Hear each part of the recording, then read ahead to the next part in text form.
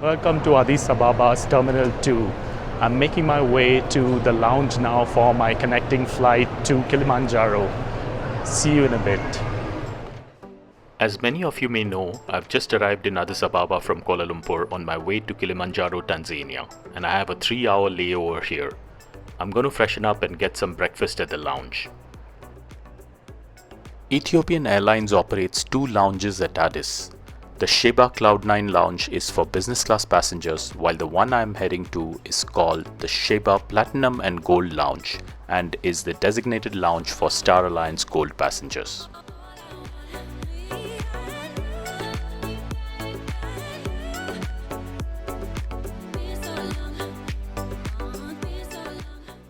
As soon as you enter, you get an idea of the size of this lounge. It is quite large and is divided into separate sections, each with its own unique decor and seating options.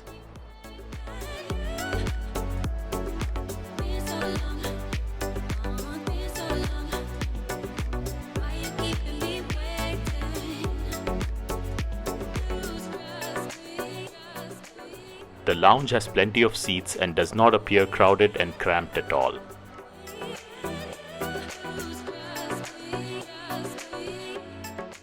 The food and beverage selection is placed towards the far end of the lounge, beyond which are large glass windows which offer you a view of the city.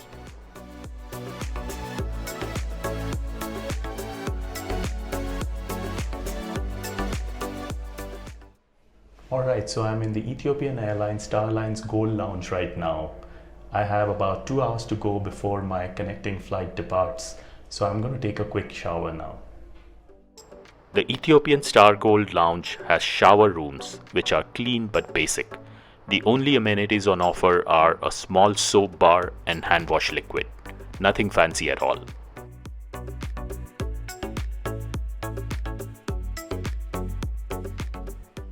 The food selection is decent, with mostly Ethiopian and some Western food options on offer.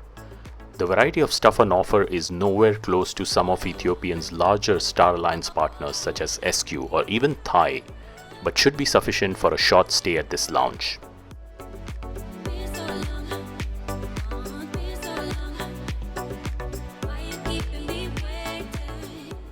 After a quick breakfast, it was time to head to the gate.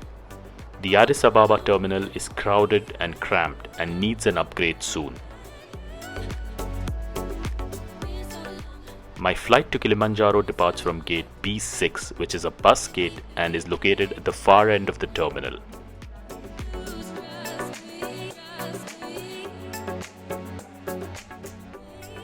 Boarding was already in progress when I arrived at the gate. After a short bus ride, we arrived at our remote bay and were asked to wait on the tarmac. So we are waiting here on the tarmac for the last 10 minutes and they seem to have paused boarding for some reason. Not sure what that is.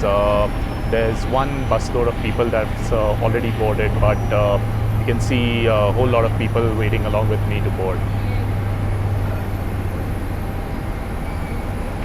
After waiting for around 15 minutes or so, we were finally allowed to board the 737 MAX 8 of Ethiopian Airlines.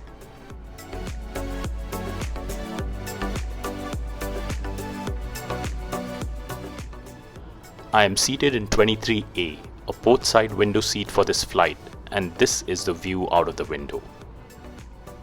Priority for the center of its customers. Now we demonstrate the safety features of this aircraft, and your attention is essential as to be different from other aircraft that you may have flown on before. Due to the delayed boarding earlier, we pushed back nearly an hour behind our scheduled departure time out of Addis.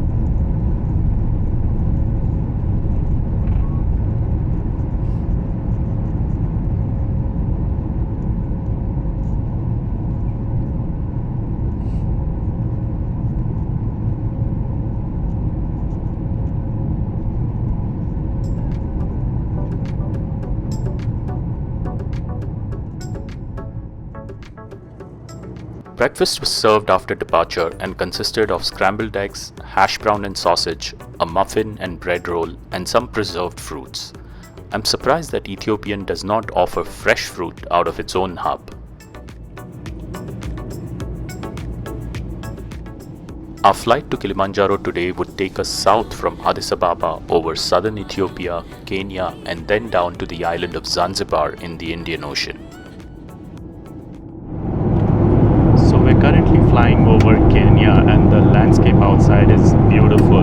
I can see miles and miles of flat terrain with small little white clouds everywhere. It's really beautiful.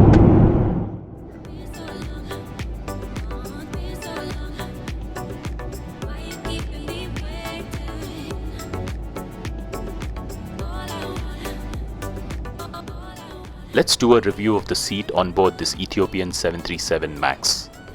The seat pitch in economy is 30 inches and a seat width of 17 inches, which is pretty standard these days. There is no IFE screen on this aircraft, which is a bummer.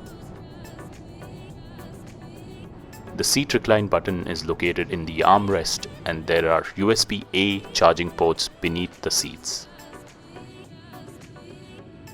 We were soon flying over the city of Mombasa in Kenya with a clear view of the Moi International Airport.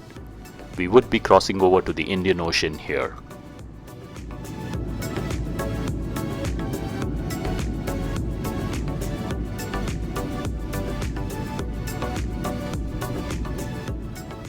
We soon began our descent into our initial destination Zanzibar, where we would have a ground stop of roughly an hour.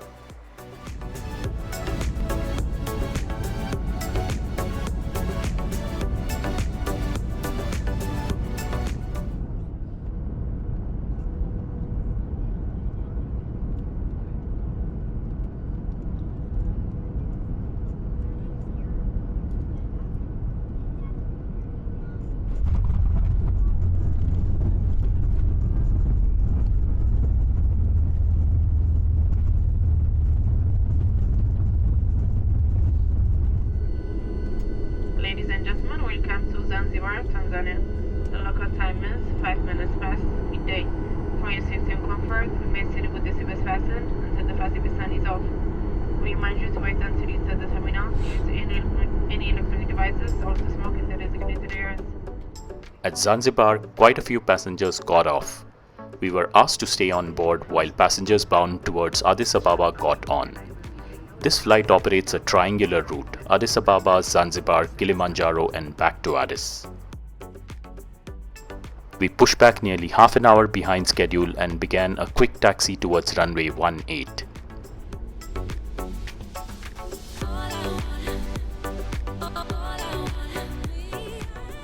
Zanzibar's current airport terminal is quite small, but it is being expanded. Apart from the Qatar A320, there were mostly small prop aircraft here, with one big exception.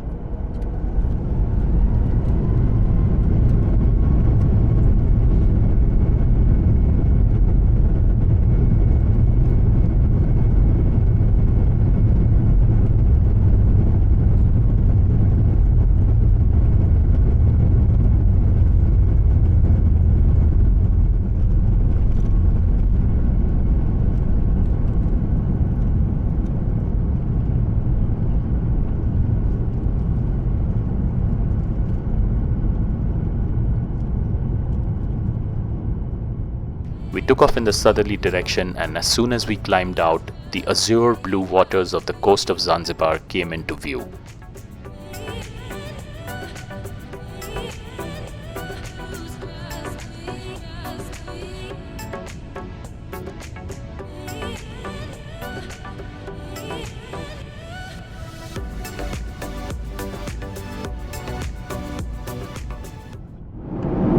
welcome to the second leg of this flight from Addis Ababa to Kilimanjaro via Zanzibar. This second leg from Zanzibar to Kilimanjaro is relatively short and involves a flying time of just about 45 minutes. We are expected to land at our scheduled arrival time of 2 p.m. today. This being a very short sector does not have any in-flight service, and soon we were on final approach to Kilimanjaro International Airport.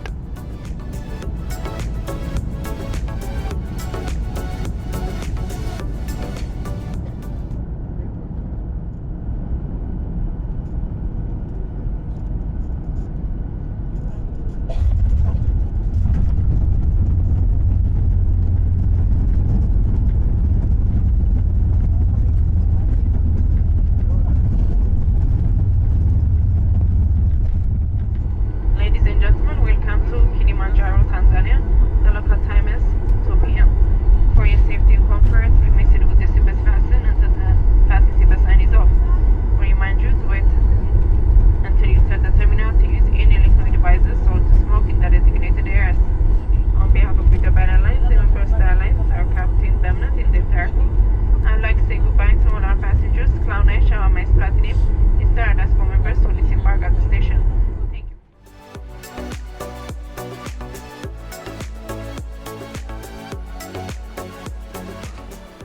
Hope you enjoyed my review of Ethiopian Airlines hopper flight to Kilimanjaro on the 737 MAX 8.